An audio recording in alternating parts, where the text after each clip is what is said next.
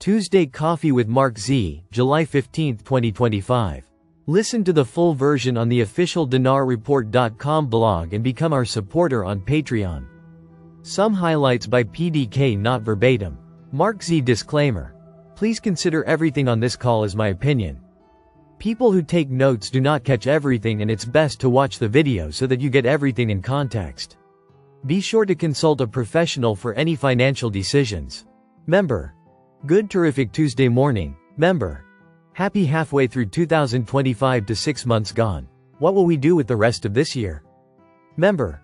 Please, pretty please Mark, tell us some outstanding news. I really need something positive in my life right now. MZ. A friend of the podcast has a friend that is in charge of software rollouts at one of the biggest banks in America. One of the top 3 banks. They had to work non-stop at updating software ever since Trump and the US struck the Iranian nuclear facilities. They were not working on it until that happened. MZ. So they have been non-stop updating software at this world-leading bank. They are being told it's because Iran will retaliate by taking out our banking infrastructure. That is the cover. They did not even get the 4th of July off due to updating equipment and software and hardware. Isn't that interesting? MZ. It could also be a cover or key time for putting in the QFSECT, MZ. I received this one a few days ago, but since I am inundated with so many emails I missed it. I really regret missing this one. MZ. I walked into a regional bank and asked the teller if this location had a Delarue machine. She quickly passed me on to the bank manager. The manager scooted me into her office and closed the door. She asked why I would be needing one, and I said I would be participating in the upcoming currency exchanges and wondering if your tellers were trained. MZ. She said they were getting a DLR machine for this location, but only herself and her backup manager would be facilitating exchanges. She never asked what currencies I had. I never offered that info. She did say when the time comes either myself or my assistant could travel to me to take care of my transactions. I turned down that offer saying I wanted to be treated like everyone else. MZ. A couple weeks went by and I popped into a teller window to do my normal banking. I asked if the bank manager was in and was told that she was at lunch. As I was leaving, the teller told me the bank manager was coming out to speak with you. She explained that all the tellers had been told to let them know if I came in looking for them. MZ. The bank manager arrived and I was red-faced at having made her leave her plate to answer an insignificant question. No matter how I try, they will not treat me like everyone else. This is a true testimony that even some Tier 3 regional banks are aware of the upcoming reset and will be taking part in the exchanges. MZ. Thank you for sharing those. I did filter out some things to protect individuals and businesses. Member. Mark, are you able to share if your bond contacts have received their funds now that ISO 20022 is activated? MZ.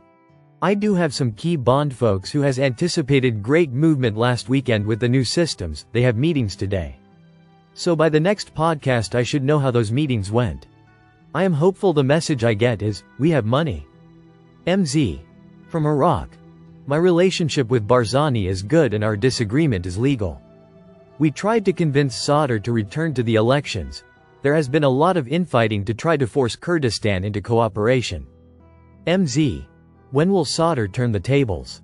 A new equation threatens the dominance of the framework in 2025 elections. Sadr controls votes here. He is also pushing Barzani to get the Kurdish issues knocked out. MZ. To enhance electronic payment. Government meeting to activate Apple Pay in Iraq. This went exceptionally well. And there is a follow-up meeting in 2 weeks. Iraq is going electronic and requires payment systems. Probably 80% of the currency sits under mattresses ECT in Iraq. When more citizens embrace this and puts money in the banks, it will unleash its potential. You need to put water in the pool before going swimming. There is great progress. MZ. Sudanese advisor reveals the most important pillars of the revival of the treasure of Iraq, sound economic policy. I love this one. Foreign investment is important to Iraq. Member. Mike Barra believes VND may be only 0.47 and also we may be taxed? Member. I always thought the worst case was going to be 0.47 cents for dong, love it to be higher though. Member. So Trump and the admin in recent weeks have been in the headlines regarding deals with Iraq, Indonesia, Vietnam. And this would pander to the RV, you would think? Member. I just got a notification that Trump signed a trade deal with Indonesia. The rupiah is one of the currencies that is rumored to revalue. Quite a coincidence. MZ. It's crazy that these are some of the first deals Trump signed. Love it. Member. So much wrong news and misinformation. I am worried I'm not going to believe when it really happens. Member. Hoping the 800 numbers are coming this week. What do you think, Mark? MZ. I do not know the timing, but I feel very good about this month. Member. Charlie Ward had said RV would occur on a Thursday. This Thursday is the 17th. Member. Mark, great job on John Dowling yesterday. Member. Everyone enjoy your day. See you tomorrow AM. Mod. Just so you know, greater than there is no podcast tonight, greater than so sweet dreams to you. Lewis Herms joins the stream at the end. I do not transcribe politics. The content in this podcast is for general and educational purposes only and not intended to provide any professional, financial or legal advice. Please consider everything discussed in MarkZ's opinion only. Listen to the full version on the official dinarreport.com blog and become our supporter on Patreon. Source: dinarrecaps.com